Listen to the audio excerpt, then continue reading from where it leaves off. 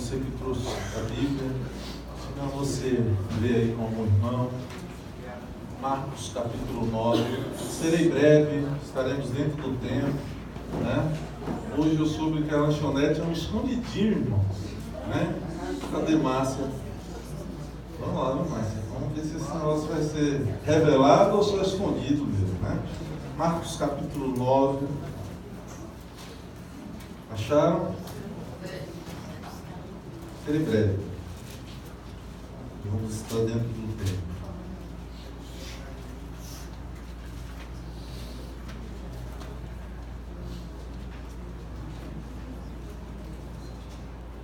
Nós vamos pegar a partir do 14. Passagem que eu gosto muito, ela é conhecida, mas sempre nos ensina. Eu, escrevendo algumas coisas, peguei diversas vezes sobre esse texto. Lembro que uma vez preguei num determinado momento na ilha, numa festa da igreja, um caminho completamente diferente. Aí eu fui ler de novo, o Senhor dá outra direção, né? Palavra viva, né? A palavra de Deus é a palavra viva, palavra viva. Vamos lá, 9 a partir do 14, diz assim: quando eles se aproximaram dos discípulos, viram numerosa multidão ao redor, que os escribas discutiam com eles. E logo toda a multidão, ao ver Jesus, tomada de surpresa, correu para ele e o saudava. Então ele interpelou, né, os escribas: quem é que discutis com eles, com os discípulos, né? Estava indagando o que com os discípulos. E um dentre a multidão respondeu: mestre, trouxe-te o meu filho, possesso de um espírito imundo, e este, onde quer que o apanhe, lança-o por terra, e ele espuma, rilha os dentes e vai definhando. Roguei aos seus discípulos que o expelissem, e eles não puderam. Então Jesus lhe disse: ó geração incrédula, até quando estarei convosco? Até quando vos sofrei? Trazei-me. E trouxeram-lhe. Quando ele viu a Jesus, o espírito imediatamente agitou-se com violência e, caindo ele por terra, revolvia-se espumando. 21. Perguntou Jesus ao pai do menino: há quanto tempo isso lhe sucede? Desde a infância, respondeu. E muitas vezes o tem lançado no fogo e na água para o matar.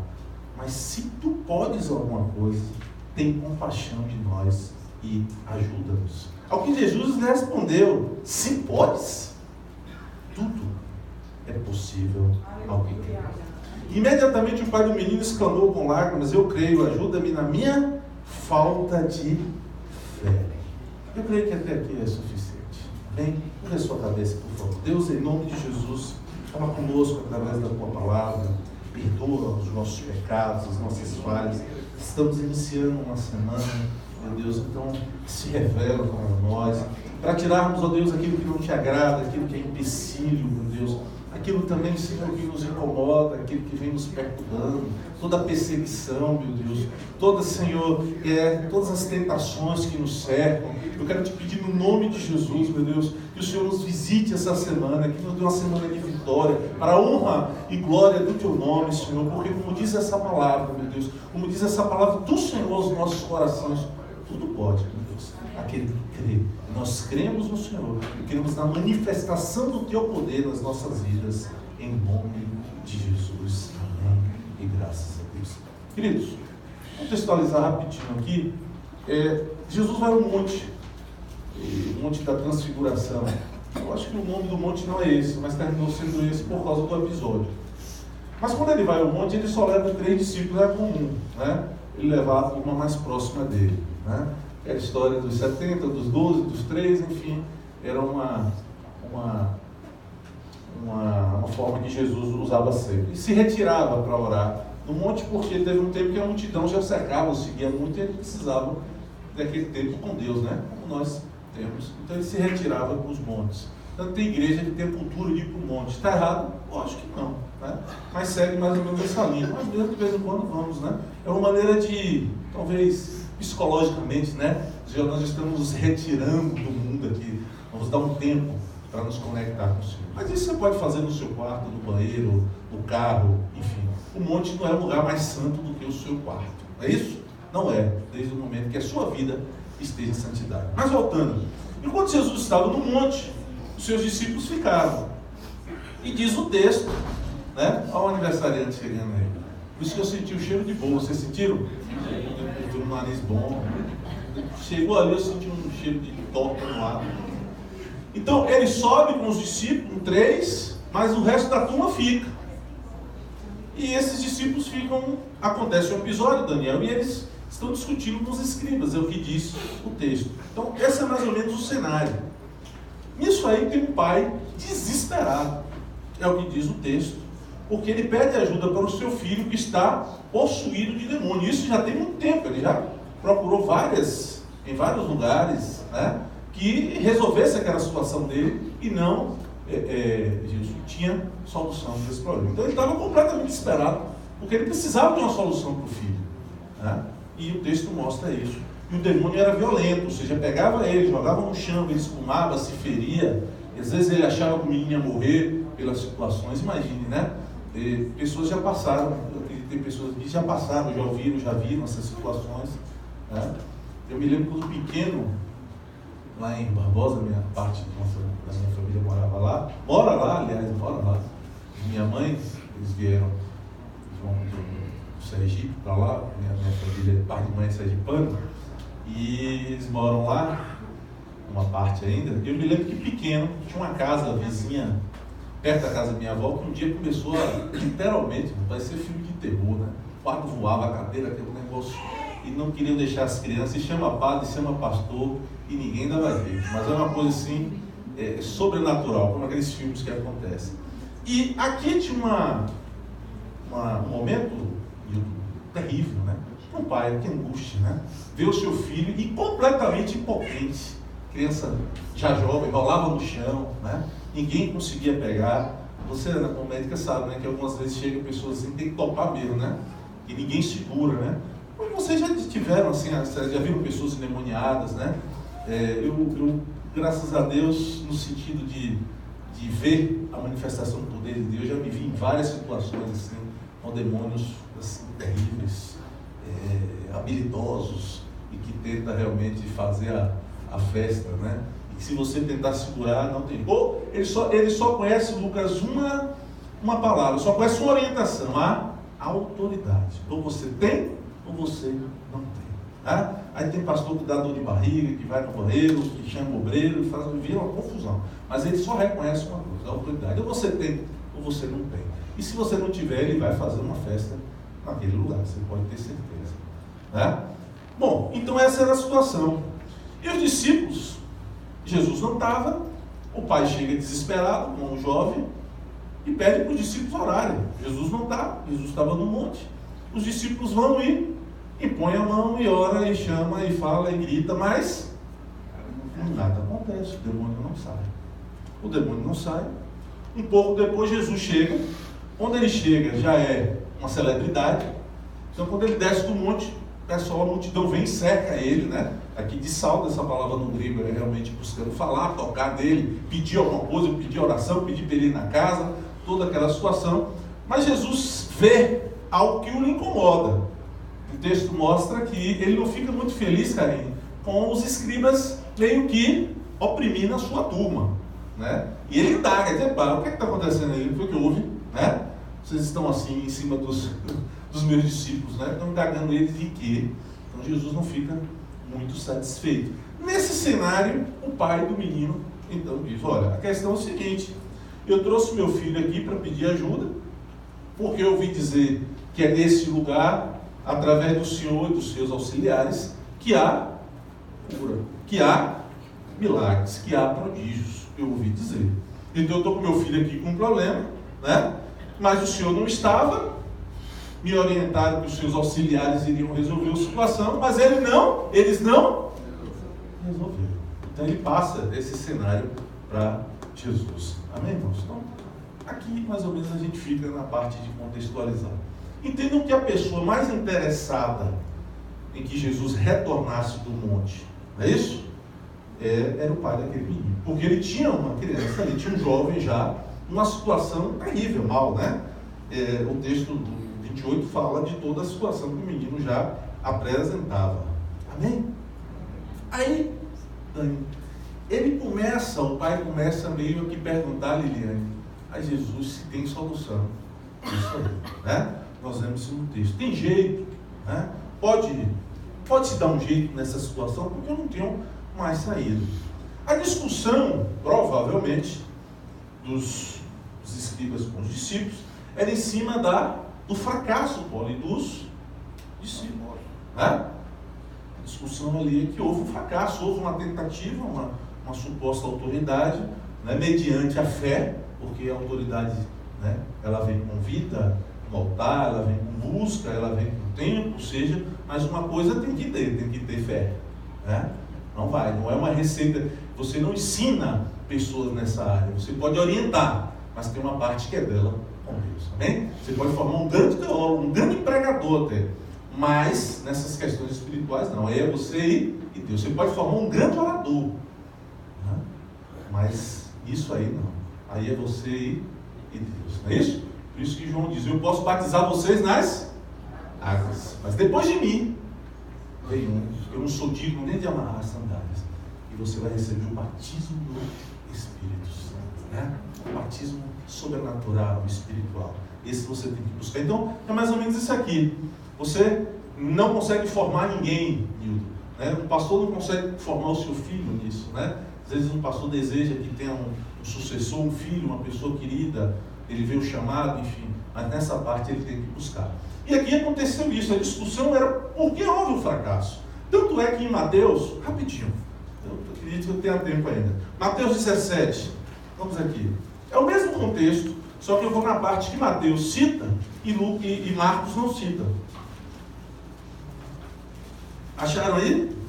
Mateus é só voltar, né? Que é o primeiro. Mateus 17. Vamos a partir do 18. Se você for a partir do 14, você vai ver que é o mesmo cenário, o mesmo contexto.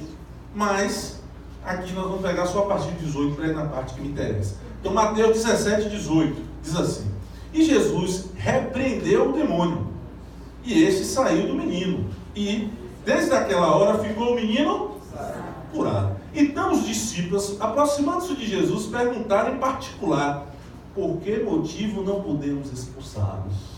Então, Lucas, depois que o bafafá acabou, né? O demônio saiu, a turma acabou, os escribas viram que em Jesus estava a autoridade, eles ficaram com interrogação. Por quê? O que houve? Por que nós não conseguimos? Todos os 8 estavam ali? É isso? 8? 9? 9, né? Sim, estavam 9, porque 3 estavam com ele, 9, não é isso, Daniel? 9 estavam ali, e mais aquela turma que se aproximava. Então eles chamam Jesus à parte e dizem: mestre, explica a gente, por que nós não conseguimos expulsar o demônio? Aí Jesus vai responder. Mateus é mais preciso, né? Isso aqui, ele diz no 20, ó. Ele respondeu: por causa da pequena fé, pouca fé, depende da sua tradução. Pois em verdade vos digo que, se tiverdes fé, como um grão de mostarda, Fred falou isso aqui, direis a esse monte, passa daqui para lá, acolá, e ele passará. Nada vos será impossível. Nada vos será impossível se tiveres fé. Amém? E aí o 21 ele até fez, dizendo que é necessário uma vida de jejum e de oração para que você tenha autoridade. Amém? A escola que não é passada aqui, é você e jogar. Ok, irmãos. Mas ele então começa a dizer, porque na verdade ele está preocupado com o problema que ele tem. Ele tem um filho possesso, não se resolveu a situação, e ele começa a perguntar a Jesus se vai ter jeito para aquilo ali. Bom, o senhor não estava, agora o senhor está. E eu tenho o meu problema aqui, vai resolver o meu problema? Aí vamos aqui, voltando para Marcos, no 22, a parte B, diz assim, ó. Ele pergunta, né? Vamos pegar do início. 22, 9 e 22. E muitas vezes o tem lançado no fogo e na água para o matar. Então o demônio realmente fazia esse jovem, né, todos os males possíveis. Mas se tu podes alguma coisa, tem compaixão de nós e nos ajuda. Então, Débora, ele faz uma pergunta, né? Ele diz, mas mestre, agora o senhor está. E o senhor tem condições de ajudar o meu filho? Porque quando o demônio pega ele, faz isso, está a ponto de morrer, olha como ele está aí, está abaixo de tudo que é possível. Então, se o senhor pode, tenha compaixão da minha vida, porque eu vim aqui para buscar ajuda. Aí o versículo 19, o Senhor começa a responder. No mesmo capítulo 9 de Marcos, versículo 19 diz assim: então Jesus disse, ó geração incrédula, né? Ele não estava num dia muito ali, né? A sua alegria, não era um dia de muita felicidade, né? Quando ele desceu do monte, ele viu o cenário, me parece que ele não estava garrido, num dia de muita, né? Muita felicidade, não. Aí ele já responde meio que, ó geração incrédula, até quando estarei convosco? Até quando vos sofrer?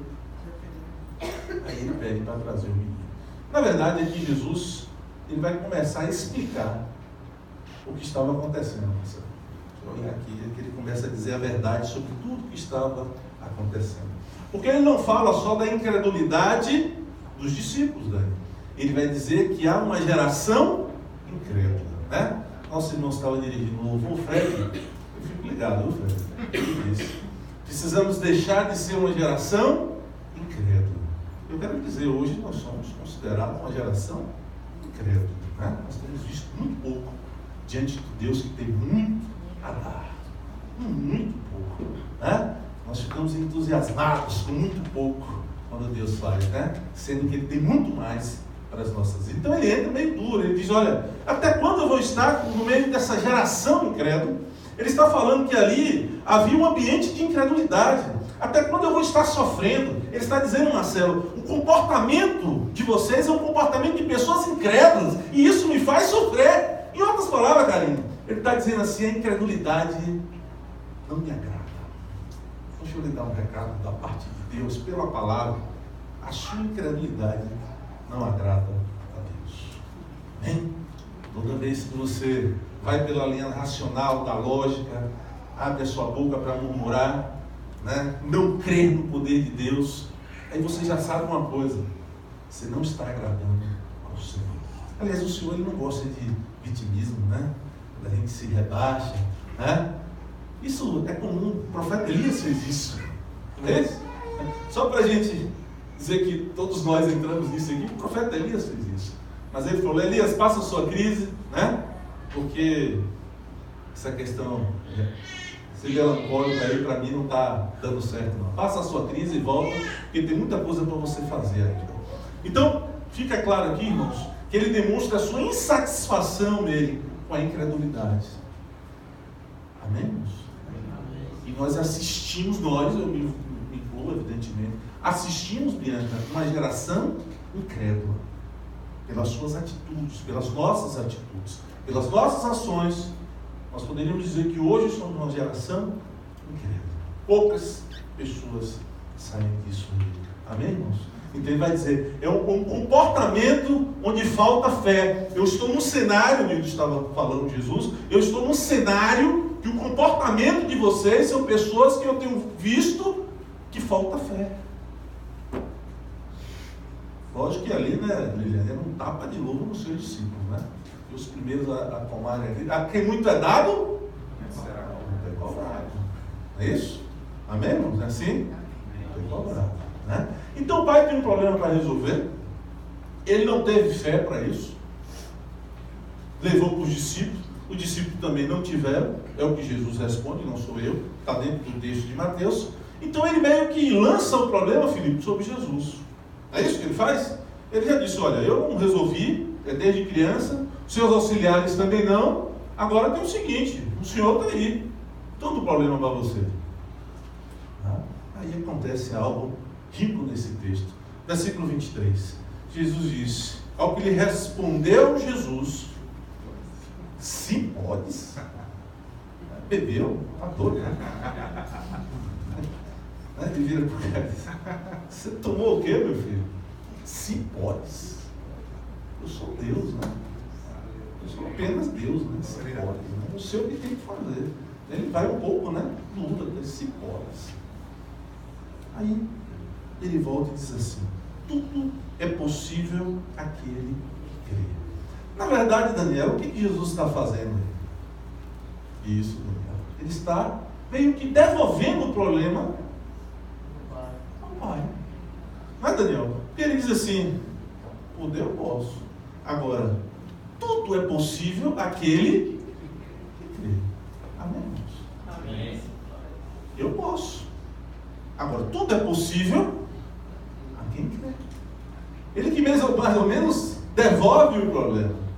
Né? Ou seja, se você crê, é possível. Meio que um jogo de empurra, né?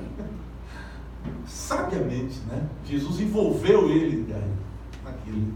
Como dissesse assim, você passa para a pessoa, né? Ela diz: espera aí, tem uma parte que é sua. Deixa eu explicar uma coisa para vocês aí, sem medo de errar. A nossa caminhada com o Senhor é assim, irmãos. É assim. Não adianta você querer, né? Porque Ele te envolve. Às vezes Ele aperta as situações para lhe envolver. Amém, irmãos?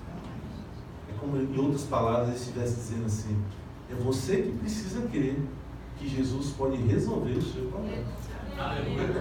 É isso que ele está dizendo, amigo. É você que precisa crer que eu posso resolver o seu problema. Interessante, né, amigo? Ele está ensinando aquele homem que há uma... E agora, nessa noite, que a responsabilidade da fé é nossa para que os milagres aconteçam. Sabiamente, né? É uma coisa que ele... Só Jesus para fazer isso. Nesse diálogo, só ele para fazer isso. Porque o homem vai, bom, agora eu aperto ele na parede, né? Ele está aqui, ele é Senhor, ele faz o milagre, eu pego meu menininho e vazo. Aí Jesus: não vai funcionar assim. Eu vou te ensinar, eu vou ganhar. Aliás, nós temos um testemunho, vimos até no dia dos casais, né, irmã Netinha? Semelhante a esse aqui, me veio na cabeça, né, irmã Netinha? A senhora não testemunhou isso? Queria a cura de um filho e depois vazar, né? A farra, Jeová. Não, quero você e sua família. Né? Vou lhe dar a cura, mas quero todo mundo nos meus pés. E lhe envolveu. Foi assim? Lembrei agora. Né? A senhora testemunhou. Então eu posso falar. Né? E assim, irmãos. Aí ele pega a situação para ensinar todo mundo, inclusive aquele homem. E tem situações na vida que nós não enxergamos, mas ele está fazendo assim. Ele está dizendo disso: ó, venha para a gente dividir isso aí. Tá? E você vai sair ganhando também. Mas não é só eu que vou fazer nada. Tem uma parte que você tem que fazer. Quando ele diz se pode, ele está dizendo assim: a minha parte eu sei fazer. Eu tenho uma hora certa. Eu tenho poder suficiente para fazer. Amém, irmãos? A fé, irmãos, tem algo bem interessante. Porque ela faz com que fatos que são impossíveis a Deus se tornem possíveis. Né? É algo tremendo. Você sabe, a maioria de vocês sabe disso. Pode estar hoje lá embaixo, né, na reserva, mas pelo menos a consciência você sabe disso. Né? A fé faz com que fatos impossíveis se tornem possíveis. A grande maioria de vocês que eu conheço sabe, pelo menos tem conhecimento disso. Pode estar andando na reserva, né?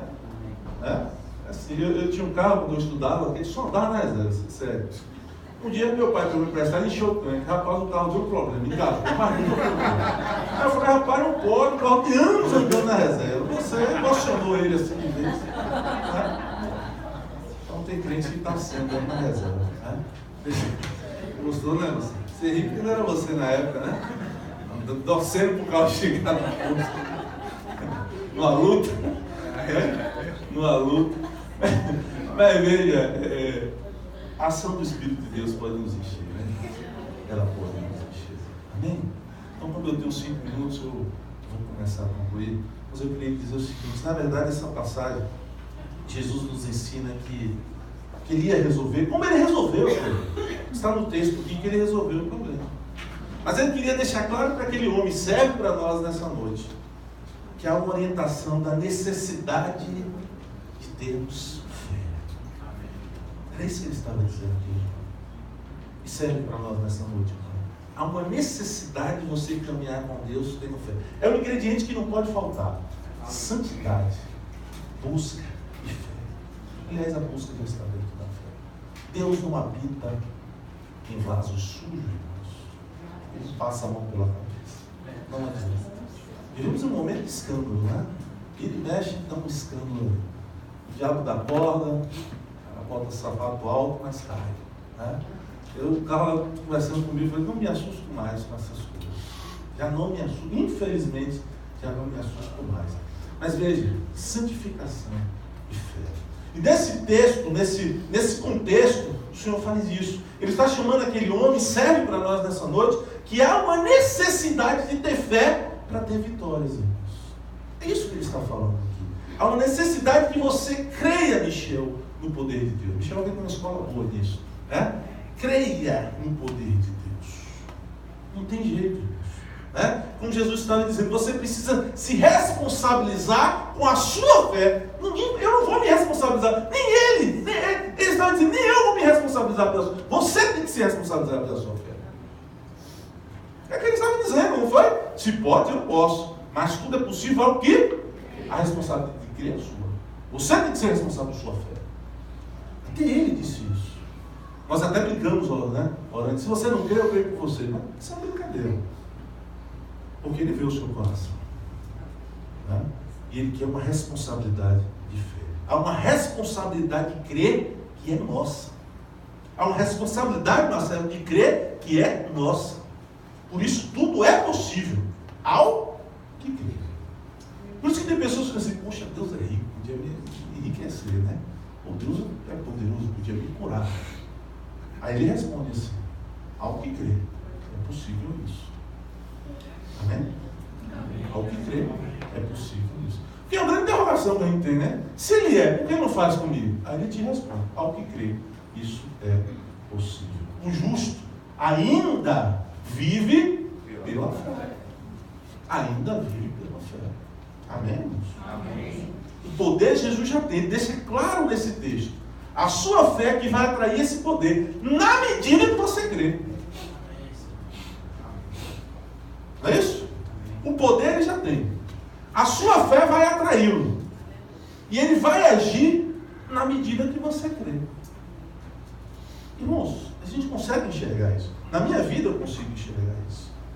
E eu vou com muita tristeza dizer o seguinte: tem muito crente credo, como eu nunca vi. Pela conversa você já vê. O cabra é 90% incrédulo. Amém? Então, 2 minutos para a gente concluir. A gente deixar claro para esse pai. A questão não é se eu posso ou se os meus discípulos podem, né? Mas é saber, é você saber que você é responsável em crer. Aleluia. Está dizendo que o problema não sou eu, se pode, sabe? Não posso. Os meus discípulos também poderiam. Não é essa a questão. A questão é você entender que você tem uma responsabilidade nisso e a sua responsabilidade é pela sua fé. É por você crer. Para que o milagre possa acontecer na sua vida. Eu gostaria que você pelo menos saísse dessa noite aqui, né? E não esqueça o cabelo arrumadinho, né? Arrumadinho, né? Ou você fica comendo escondidinho. Aí, eu estava vendo que vocês estavam prestando atenção. Não esqueça, saiam daqui pelo menos lembrando isso. Há uma responsabilidade, Márcia, sua. A sua fé é sua. Não é de Garrido, é sua. É igual a salvação. É sua. Exclusivamente sua. Há uma necessidade de crer que é sua. Não adianta você transferir para ninguém, para a igreja, para pastor, é sua. Dízimo é fé, santidade é fé, não é isso? Congregar é fé, tudo isso está ligado, não é isso? Obediência. Ao que crer, ao que crer é possível. Amém? Ao que crer. Se você for ver tudo voltado para o Evangelho, está ligado à fé, irmãos. E aí? Tem muitas coisas em nossas vidas. Presta atenção, estou concluindo. Tem muitas coisas nas nossas vidas que podem estar amarradas, presas, porque não manifestamos uma fé viva. Não adianta você jogar para lá, jogar para cá, ir para aqui, para ali, é fulano, é citando, porque há 20 anos atrás, porque eu acho que 10 anos à frente. Não. Tem muitas coisas nas nossas vidas que podem estar dependendo de uma manifestação de uma fé viva. E talvez 99% de vocês que estão aqui, sabem disso, só não praticam. Amém, irmãos? Uma manifestação viva da nossa parte. Tudo é possível ao que crê. Por isso,